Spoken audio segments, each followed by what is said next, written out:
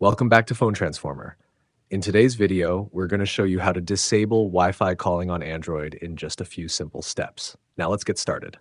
Step 1. First thing first, take your phone and open the Settings app.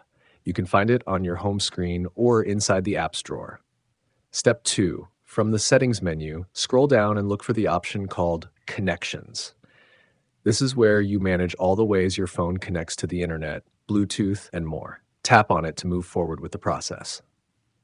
Step 3. Now, inside the Connections menu, you'll see different settings like Wi-Fi, Bluetooth, and mobile networks. Look for the option labeled Wi-Fi Calling and tap on it. This feature is often enabled by default, especially on newer Android phones. Step 4. Once you're inside the Wi-Fi Calling settings, you'll see a toggle switch right at the top or beside the option. This toggle controls whether Wi-Fi calling is active or not.